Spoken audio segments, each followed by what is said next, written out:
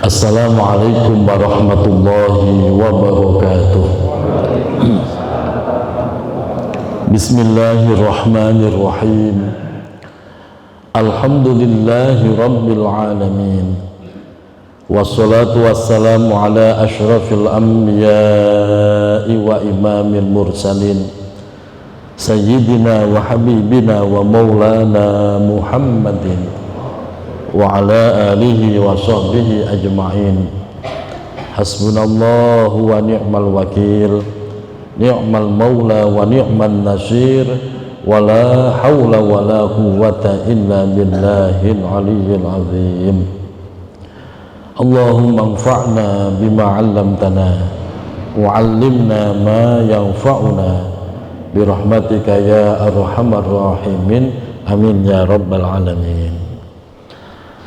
Al-Mukarramun, seluruh pengurus DKM Masjid Jami Al-Faronggo, wabil khusus Ketua DKM Bapak Haji Abdul Jabbar, penggiat majelis ilmu Om Rio dan teman-teman, seluruh para asatid, para tokoh masyarakat, para sesepuh, mohon maaf tidak disebut nama satu persatu tanpa mengurangi rasa takzim, seluruh jamaah Bapak Ibu yang hadir pada kesempatan malam hari ini. Semoga senantiasa Allah sehatkan lahir batin kita, Allah tambah keberkahan hidup kita, Allah istiqomahkan kita di dalam kebaikan, dan kelak diwafatkan dalam keadaan husnul khotimah. Amin ya rabbal alamin.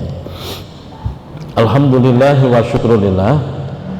Pada kesempatan malam hari ini kembali Allah kumpulkan kita di salah satu taman surganya Allah, yaitu majelis ilmu. Semoga langkah kaki kita, segala sesuatu yang kita dirmakan di jalan Allah dicatat sebagai amal solih yang akan menghantarkan kepada surganya nanti di yaumul qiyamah. Bapak Ibu jamaah yang dirahmati Allah, ini saya lagi ngerasain mata sebelah kiri kemeng, Bu. Tadi pas masuk rawa geni, nggak tahu binatang apa nabrak ke mata. Ya, kita lanjutkan kajian Nashihul Ibad.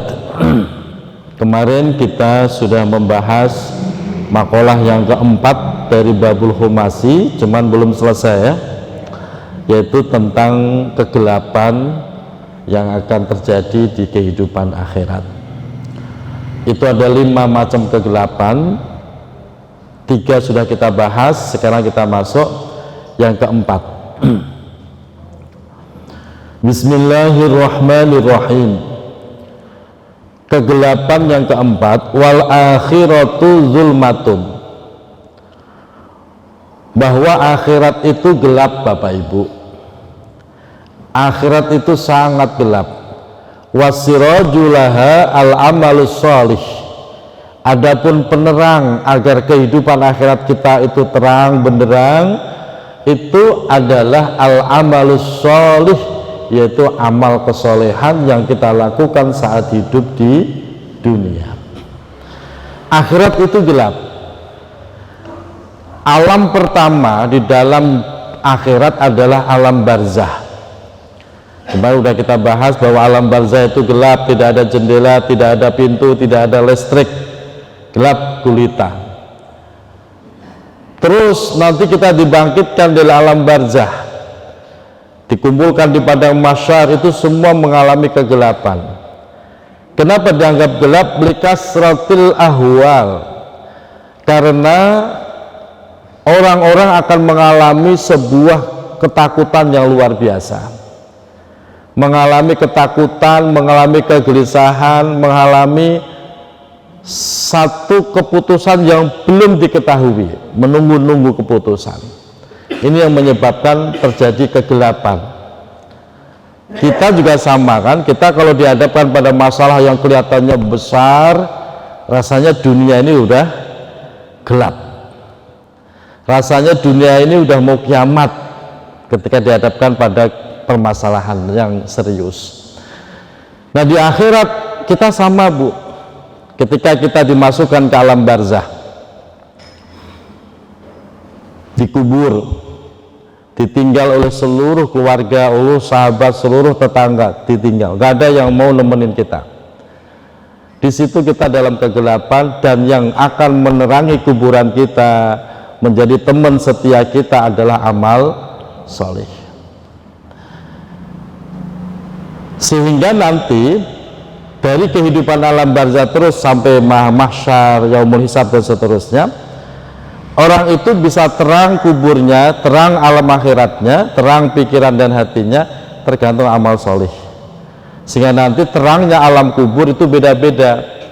Ada yang 5 watt, terangnya seperti lampu 5 watt. Ada yang 20 watt, ada yang 50 watt. Bapak kira-kira berapa watt?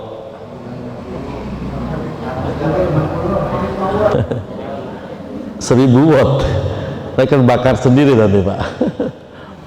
Itu tergantung, Pak, amal soleh kita di dunia. Makanya nanti yang menentukan kita nanti kuburan terang itu bukan status sosial kita, bukan kiai, bukan ulama, bukan pak haji, bukan, tapi tergantung amal soleh. Lah melakukan amal soleh itu gampang apa susah? Gampang-gampang susah, Pak. Gampang-gampang susah, susah-susah ya gampang. Dibilang gampang-gampang susah, amal soleh itu gampang. Susahnya apa? Bagaimana amal soleh kita itu benar-benar ikhlas, sehingga itulah yang diterima oleh Allah. Dibilang susah, ya susahnya karena harus menata hati, menata niat, itu yang susah. Makanya ulama selalu mengajarkan kepada kita, jangan pernah menganggap remeh perbuatan baik walaupun kelihatannya sepele. Karena bisa jadi yang sepele itulah yang akan menyelamatkan kita di alam barzah. Kenapa sepele itu bisa menyelamatkan? Ya karena itu tadi, keikhlasannya yang totalitas di dalam menjalankannya.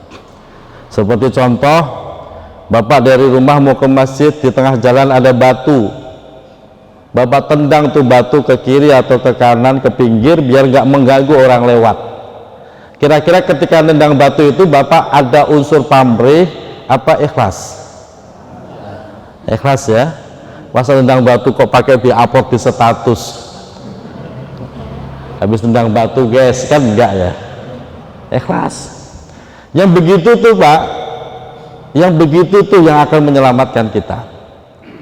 Tapi kalau amal soleh yang sifatnya besar, apalagi ditonton orang banyak, tingkat resiko tidak diterimanya juga besar.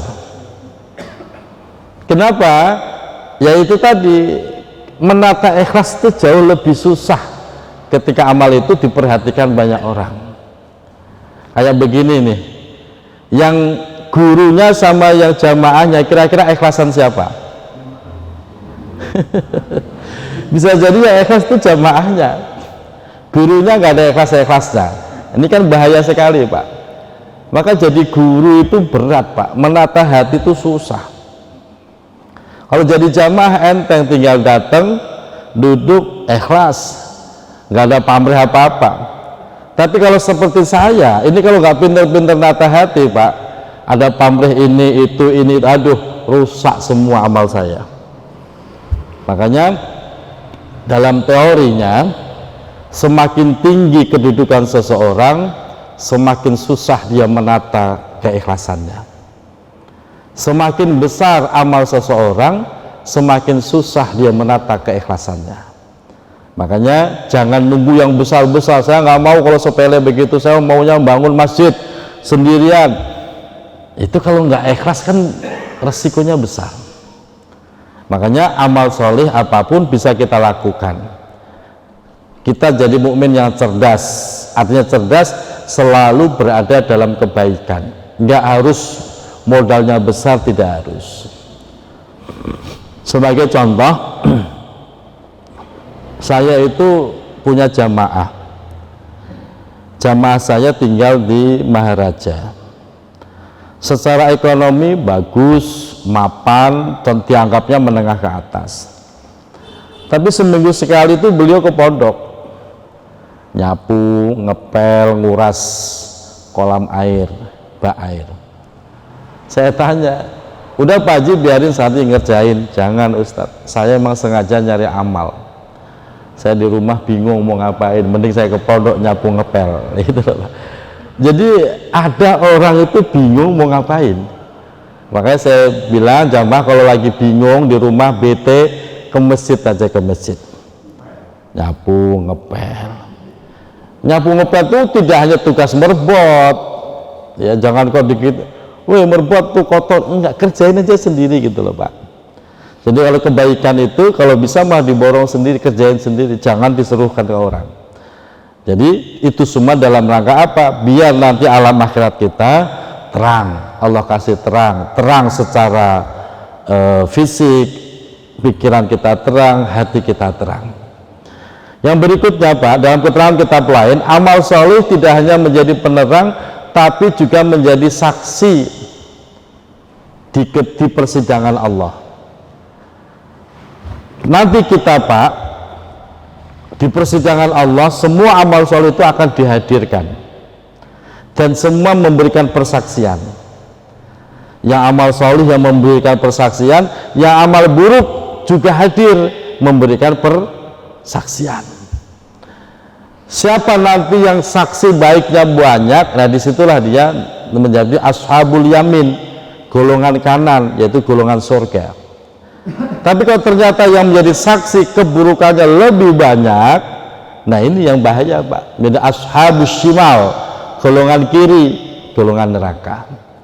Nah besok kira-kira nih yang jadi saksi kita banyak yang baik atau yang buruk, itu kita muhasabah. Ya semoga yang hadir bersaksi bahwa kita orang baik. Makanya kalau mau mati kan disaksikan ya Pak ya.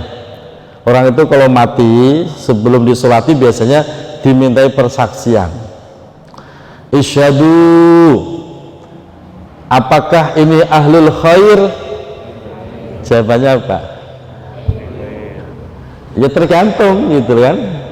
Itu kan nggak bisa dipaksa. Kalau mau jelek ya jawabannya jelek. Dan inilah rahasianya kenapa kita harus berbuat baik sama tetangga. Karena ketika kita mati, persaksian yang diterima Allah adalah persaksian dari saudara dan tetangga, bukan orang yang jauh-jauh, bukan. Ini umpamanya Om Rio mati, umpamanya, ya semoga panjang umur kan. Nanti kan yang nyolati banyak, saudara nyolatin, tetangga nyolatin, kolega yang jauh-jauh juga hadir ikut nyolatin. Ketika diminta persaksian, apakah almarhum ini ahlul khair? Semua jawab khair, tapi tetangganya jawab yang enggak khair, umpamanya begitu. Maka persaksian yang diterima siapa? Tetangga. Kenapa kok persaksian tetangga yang diterima? Karena dia yang paling tahu kehidupan sehari-harinya. Makanya berbaik-baiklah dengan tetangga, karena persaksian dia nanti ketika kita mati itu yang diterima oleh Allah. Makanya kalau ada orang di luar sono namanya harum, tapi di tetangga namanya jelek, rusak, itu yang diterima itu ya tetangga tadi. Adapun di luar sana namanya harum, terkenal dermawan, itu namanya kalau dalam dunia politik pencitraan ya. Yang asli itu ya tetangga. Selama ini sama kanan kiri tetangga gimana hubungannya? Baik, satu RT baik semua, satu RW baik semua, walaupun orang jauh nggak kenal nggak masalah, yang penting tetangga. Makanya pastikan kita berbaik sama tetangga agar nanti membantu persaksian kita di alam barzah, tidak hanya di dunia. Yang berikutnya, dalam keterangan yang lain, amal soleh tidak hanya memberikan penerangan kubur barzah kita, tapi juga menjadi teman setia dari alam barzah sampai nanti dibangkitkan dari alam kubur. Itu menjadi teman setia Pak, bukan istri, bukan. Bapak mati, istri kemana? Pulang apa di kuburan? Pulang, malah kadang-kadang kawin lagi kok Pak. kawin lagi. Apalagi kalau istri yang mati, suaminya kemana? Pulang, lanjutin chattingnya sama janda sebelah, ya kan? Jadi ya, jadi teman setia itu amal soleh kita. Jadi ketika ibu datang ke sini bawa lontong, maka lontong itu akan menemani di alam kubur kita. Bu, kalau ibu ke sini bawa bakwan, maka bakwan itu akan hadir menemani kita. Dalam wujud bakwan, ya Allahu a'lam. Dalam wujud apa nggak tahu, pokoknya itu akan menemani kita. Maka pastikan ketika Bapak melakukan amal kebaikan, perbanyak asar, perbanyak bekas-bekas kebaikan kita, perbanyak, karena itu akan menjadi saksi dan teman setia kita. Contoh apa? Kita biasanya habis sholat maghrib pengen sholat ba'diyah, kita geser kan? Geser apa masih di tempat yang sama? Geser. Kenapa geser?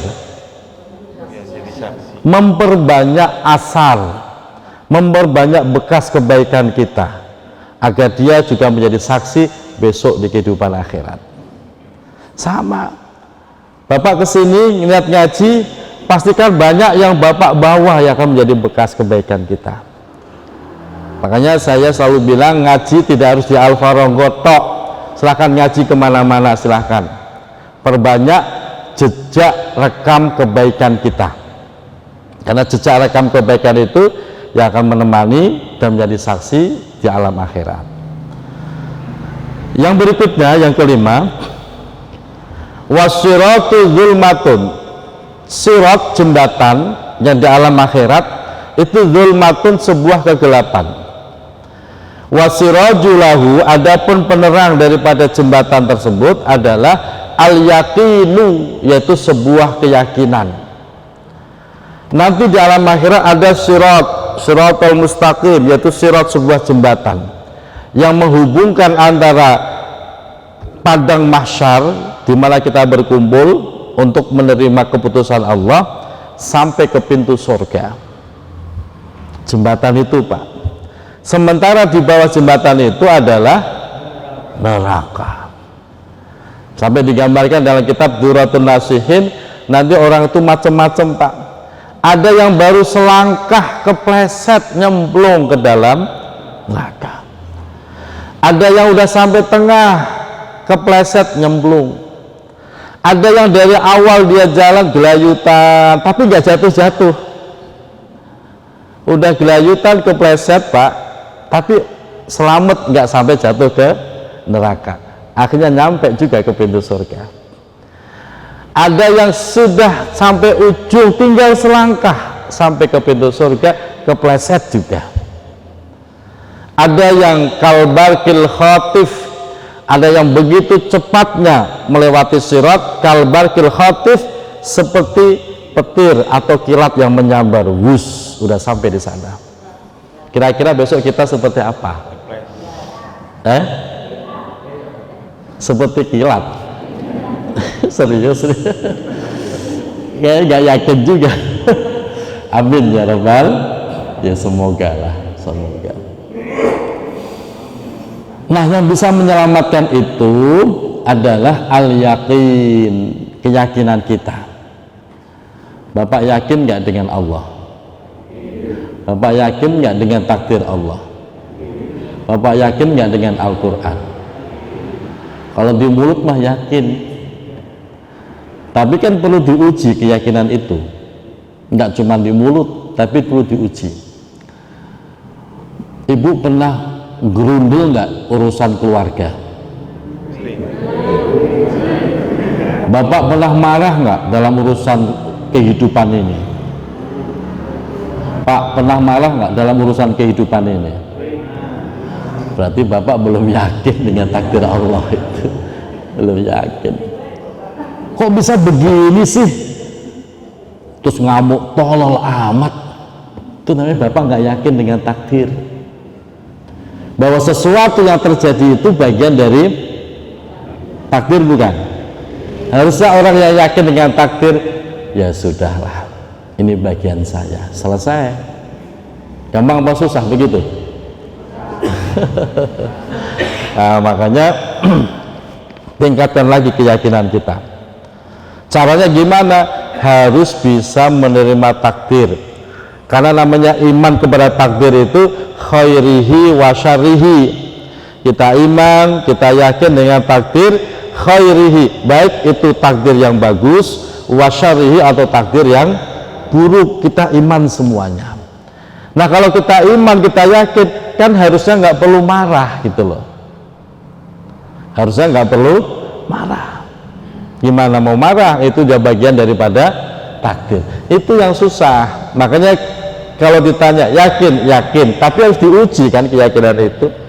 Loh, kalau tiap hari marah mulu, grundel mulu, seakan-akan nggak percaya bahwa ini bagian dari takdir Allah. Ngeluh mulu. Orang ngeluh itu berarti orang yang nggak bisa menerima takdir. Orang marah mulu itu berarti orang yang nggak bisa menerima takdir. Loh, kok ngaku yakin dengan takdir? Ini kan dipertanyakan. Makanya dilatih, kita ngaji itu niatkan membersihkan hati, biar hati dibersihkan Allah, dikasih kekuatan untuk bisa menerima semua takdir, sehingga nanti Bapak naik pada level di mana Bapak bisa selalu berbaik sangka, yakin bahwa takdir Allah lah yang terbaik, walaupun kadang-kadang butuh air mata untuk menerima takdir itu. Betul, kadang-kadang nangis dulu, ya Allah pedih banget ya, tapi saya ikhlas ya Allah, kuatkan hati saya. Ya itu masih bagus tuh. Yang jelek itu kan nggak terima, marah segala macam. Kalau sekedar pedih manusiawi Pak, karena sesuatu itu seringkali tidak sesuai harapan, tidak sesuai dengan ekspektasinya. Nah, akhirnya kecewa. Nah, kecewa itu menghilangkan keyakinan terhadap takdir. Makanya selalu latihan untuk yakin, karena yakin itulah yang akan menyelamatkan kita melewati jembatan Sirat. Semoga Allah selamatkan kita semua. Selesai makalah yang keempat. Sekarang kita masuk makalah yang kelima. Bismillahirrahmanirrahim. Wal maqalatul khamisah. Makalah yang kelima dari Babul Khumasin. An Umar, dari sahabat Umar radhiyallahu anhu, semoga Allah selalu meridhoinya. Annahu qala, sesungguhnya sahabat Umar qala berkata, mauqufan alaihi, bahwa ini hadis mauquf, au marfu'an ilan nabiyyi, di riwayat yang lain bahwa ini hadis marfu'. Hadis marfu' itu hadis yang sampai kepada baginda Nabi Muhammad SAW. Bunyi hadisnya begini, laula idda'aul ghaibi la syahidtu ala khamsi nafarin annahum ahlul jannah. Kata Rasulullah, sabda Rasulullah, seandainya aku tidak khawatir dianggap orang yang mengada-ada, dianggap orang yang tahu segala sesuatu barang gaib, seandainya aku tidak khawatir disangka itu, pasti aku akan sampaikan. La syahidtu, aku bersaksi, aku melihat ala khamsi nafarin, terhadap 5 kelompok manusia, annahum ahlul jannah, yang mana 5 kelompok itu adalah calon penduduk surga. Semoga nama kita termasuk di dalamnya. Nah, kita cek bener nggak di sini, jangan-jangan kita nggak ada di kelompok 5 ini kan? Kita cek 5 itu apa? 1, al-faqiru sahibul iyal, orang fakir yang memiliki tanggungan yang besar, memiliki keluarga, memiliki istri, memiliki anak yang harus ditanggung, sementara dirinya fakir. Ini kelompok pertama yang dijamin akan menjadi penghuni surga, yaitu orang fakir. Dia sabar dengan kefakirannya dan dia berjuang mati-matian untuk mencukupi semua yang menjadi tanggungannya, istri, anak, makan minumnya, pendidikannya, kesehatannya. Itu kelompok pertama. Bapak masuk ke kelompok ini enggak? Enggak. Nah, berarti masih ada kesempatan kelompok kedua dan seterusnya. Ini motivasi buat kita Bapak Ibu. Motivasi kalau kita berada dalam posisi fakir, jangan khawatir. Berarti di situ kita masuk kelompok yang kelima. Asal kita bisa sabar, tetap bertanggung jawab semampunya, maka Bapak adalah calon penghuni surga. Berbeda kalau dia dikasih fakir sama Allah, dia nggak terima, marah mulu, malah dia melakukan kejahatan karena kefakirannya, nggak tahan, dia nipu sana nipu sini, itu udah jatuh ke belangsak lagi malah. Jangan. Makanya dalam konsep Imam Ghazali, al-faqirus sabirus syakiru afdalu minal kul. Orang fakir yang sabar dengan kefakirannya, asyakiru dan tetap bisa bersyukur, afdalu minal kul. Itu kelompok yang paling baik minal kul dari semua kelompok yang lainnya. Jadi jangan pernah khawatir, karena memang roda kehidupan itu berputar. Kalau saat ini kita di bawah, asal kita pandai bersabar, nanti roda itu akan berputar naik ke atas. Saat kita di atas, ingat, hati-hati jangan sombong, banyak-banyakin bersyukur biar awet, karena setiap orang itu Pak punya masa kejayaannya masing-masing. Betul? Setiap orang itu punya masa kejayaannya masing-masing. Di tahun berapa, di usia berapa, dia dalam posisi yang sangat bagus, badan sehat, keluarga bagus semua, rezeki juga bagus, karir bagus, punya masa kejayaan. Di situ hati-hati, sebab biasanya banyak yang lalai, merasa inilah hasil jerih payah saya, inilah hasil kerja keras saya, yang muncul kesombongan dan pelit. Itu biasanya nggak lama Pak, diputar lagi oleh Allah rodanya, balik jatuh ke bawah lagi. Nah, makanya jangan khawatir. Kalau saat ini kita di bawah, tinggal sabarnya digedein lagi, biar Allah putar lagi sampai ke atas. Nah, itu kelompok pertama. Kelompok kedua yang dijamin menjadi penduduk surga. Wal mar'atu radi anha zaujuha. Wal mar'atu yaitu seorang istri. Ibu kan seorang istri kan? Ar-radi yang merasa ridho anha dari istri tersebut. Siapa yang ridho? Zaujuha, suami dari istri itu. Ibu rajin ibadah, rajin ngaji, tapi kalau nggak dapat ridhonya suami, maka susah untuk masuk surga. Makanya pulang dari sini Bu, tanya sama suami, Bang, 30 tahun Mamah dampingin Abang udah ridho belum? Kalau suami jawab ridho mah, lahir batin ridho, kalau mau mati Bu. Iya. Surga itu Pak. Di surga Pak, karena udah dapat ridhonya. Tapi kalau suami jawabnya, Abang belum bisa ridho lahir batin mah, jangan mati dulu. Resiko itu Pak. Perbaiki lagi. Gitu. Ibu udah pernah nanya belum sama suami seperti itu? Belum. Terus selama ini gimana? Udah pede aja pasti ridho gitu kan? Ya nggak bisa, harus ditanya. Nanti sampai rumah tanya, Bu ya, minta ridhonya. Penting itu Bu. Karena kalau sampai nggak dapat ridho, suami sebenarnya menyimpan sakit hati, menyimpan perasaan kesel, sementara istri nggak ada perbaikan, nggak pernah minta maaf. Hati-hati Pak, Bu, hati-hati. Pintu surga tutup buat mereka. Makanya syarat masuk Rasul taat suami, udah cuma 3 doang. Gampang mau susah? Gampang, cuma 3. Itu.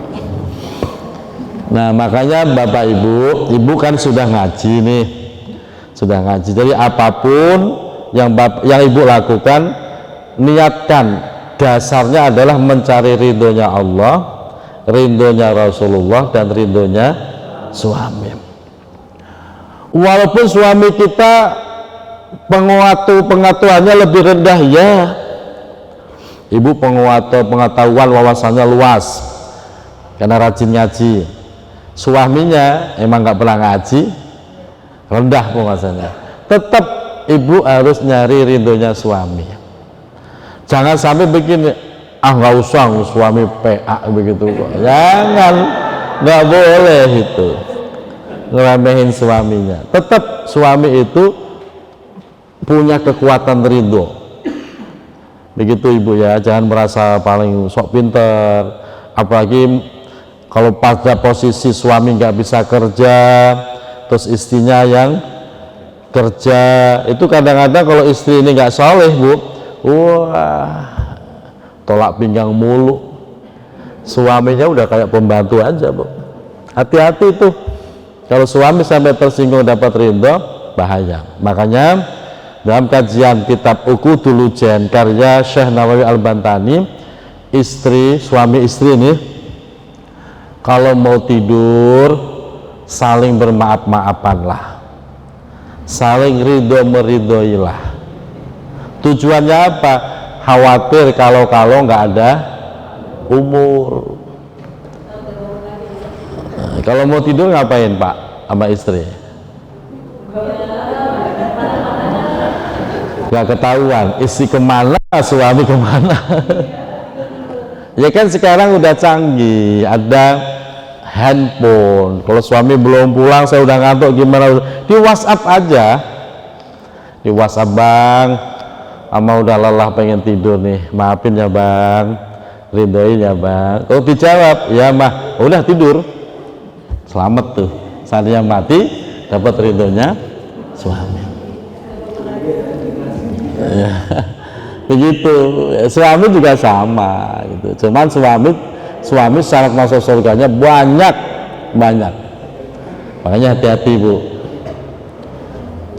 Yang berikutnya, sebelum saya lanjut, ini para suami udah ridho belum sama istrinya? Yang punya istri udah ridho belum sama istrinya? Nggak ada yang jawab ya? Nggak ada yang jawab Bu. Ustaz Hasbullah ridho nggak? Oh ridho, udah mati saya nggak apa. Ridho ya. Pak Iran ridho nggak sama istrinya? Ridho, udah ridho Bu. Yang mana sih istrinya? Udah ada ridho itu. Iya benar gitu. Jangan dianggap remeh Pak. Ada dua perkara yang mana Allah menggantungkan keridhoannya. Satu yaitu menggantungkan ridhonya istri terhadap suami, menggantungkan keridhoan anak terhadap orang tua. Kalau orang tua ridho, Allah ridho. Kalau orang tua nggak ridho, ya Allah juga nggak. Kalau istri ridho, suami ridho, Allah juga ridho. Tapi kalau suami nggak ridho, Allah juga ya ridho. Walaupun ibu rajin tahajud, rajin sholat, rajin puasa, rajin baca Al-Quran, tuh sampai segitunya Pak, kekuatan ridho suami itu sampai segitunya. Kenapa sampai segitunya? Karena suami itu tameng Bapak Ibu, suami itu tameng. Ada kurang-kurangnya ibadah istri ditanggung sama suami, ada dosanya istri ditanggung sama suami, sehingga suami itu benar-benar tamengnya istri dari neraka. Makanya dia punya otoritas bahwa keridhaan dia itu berpengaruh kepada nasib istri masuk surga atau tidak, itu tergantung ridho suami. Makanya jadilah istri yang membuat suami senang.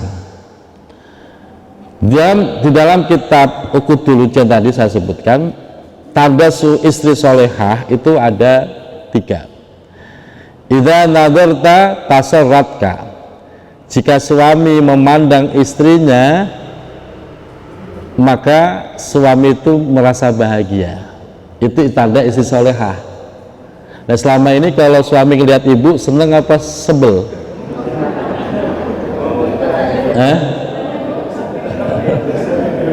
Atau suami nggak mau ngeliat? Nah ini yang bahaya kan? Itu penting bu. Oh malah pengen nimbuk gitu. Hati-hati itu, berarti ada yang perlu diperbaiki. Itu satu yang pertama. Maka pastikan ketika suami ngeliat ibu, pastikan dia merasa senang, bergembira. Jangan sampai istri nggak mau ngeliat ibu, suami nggak mau ngeliat istrinya, jangan sampai tuh. Udah bosen kalian, atau udah gedek gitu, jangan. Itu calon istri penghuni surga yang begitu. Yang kedua, wa idza amartaha, jika engkau memerintahkan kepada istri atau atska, maka dia buru-buru menaati perintahmu. Begitu. Nanti ibu akan ketemu suami di usia berapa kelihatan kolokan banget.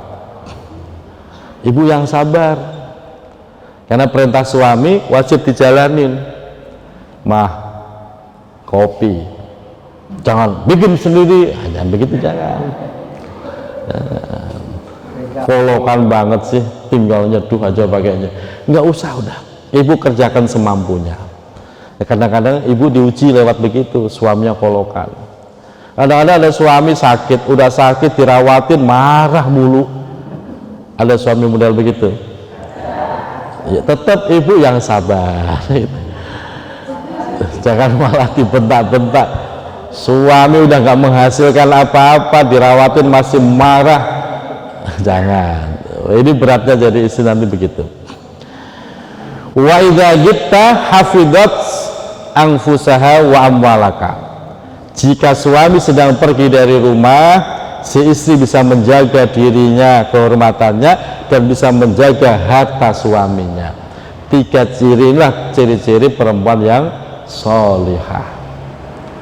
Ada nggak di Ratu Jaya perempuan begini? Alhamdulillah. Calon surga itu, bidadari surga. Ada pertanyaan, boleh nggak kita di surga tapi nggak ketemu istri? Begitu katanya. Nah, kenapa Pak? Saya udah bosen, capek jadi suaminya gitu. Bapak jangan khawatir. Nah, kalau udah masuk surga, bidadari tercantik adalah yang kita bawa dari dunia. Tapi cerewet, entah di surga udah nggak cerewet gitu loh. Galak enggak, kalau udah masuk surga udah nggak galak, tenang aja Pak. Jadi jangan pernah berpikir gua tinggalin di neraka aja, biarin, jangan. Ajak ke surga ya. Yang ketiga, al-mutasaddiqatu bimahriha ala zaujiha.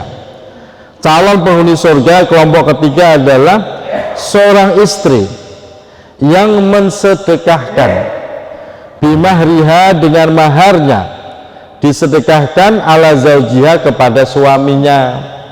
Ibu waktu nikah dikasih mahar gak?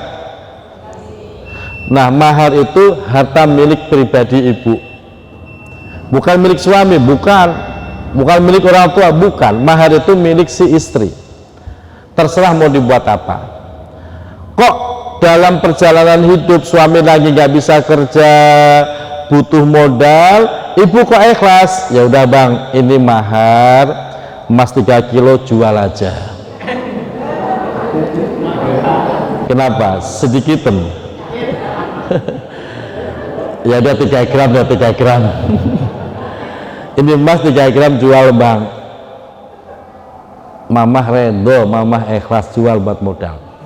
Perempuan model begitu Pak, jaminan masuk surga.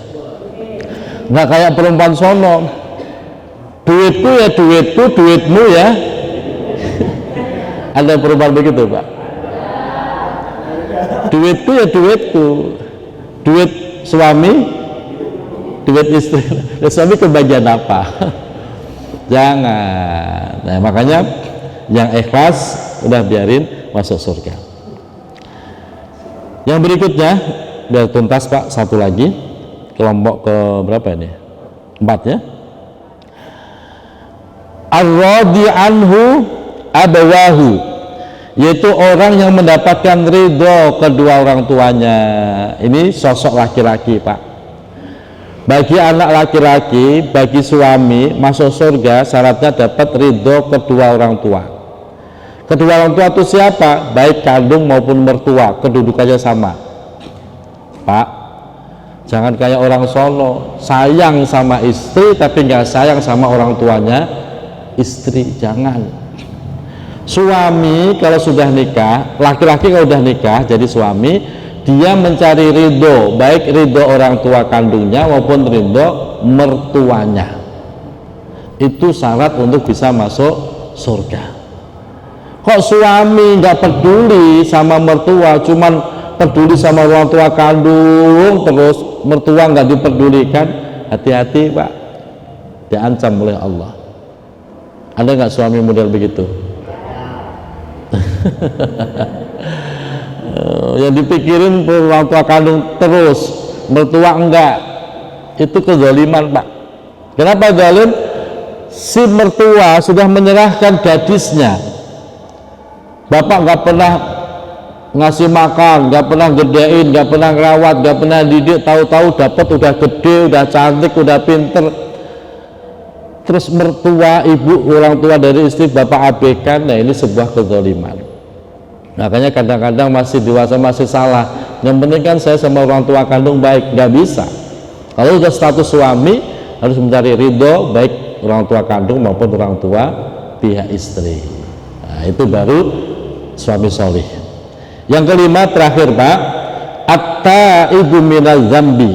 Orang yang jadi penghuni surga adalah at-taibu minaz zambi, orang yang selalu bertobat dari dosanya. Telah berbuat dosa enggak? Tiap hari kita berbuat dosa, maka tiap hari pula kita bertaubat. Tiap saat kita berbuat dosa, tiap saat juga kita bertaubat, karena taubat itu akan menghapus seluruh kesalahan dan dosa kita lakukan. At-taibu minaz zambi kamal la dzambalahu, orang yang taubat dari dosa itu kedudukannya kaman la dzambalahu, seperti orang yang tidak punya dosa. Tapi kalau orang itu terlanjur mati, ternyata ada dosa yang belum ditaubati, masih bisa masuk surga enggak? Enggak bisa, Pak. Enggak bisa masuk surga. Kalau pengen masuk surga juga, syaratnya harus disucikan dulu itu dosa yang ke bawah mati. Di mana nyuciinnya, bersihnya di mana? Dicelupin ke api neraka. Enggak disiksa, Pak, dicelupin doang. Siap gak? Dicelupin, nanti angkat. Kok masih ada dosa-dosanya, masih ada yang nempel, celupin lagi sampai noda dosa itu bersih.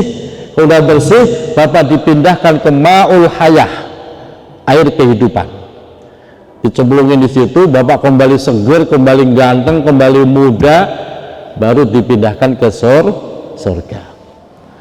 Makanya kalau nggak pengen masuk neraka dulu, tobatlah dari sekarang, mumpung belum mati. Allahu a'lam bishawab. Assalamualaikum warahmatullahi wabarakatuh.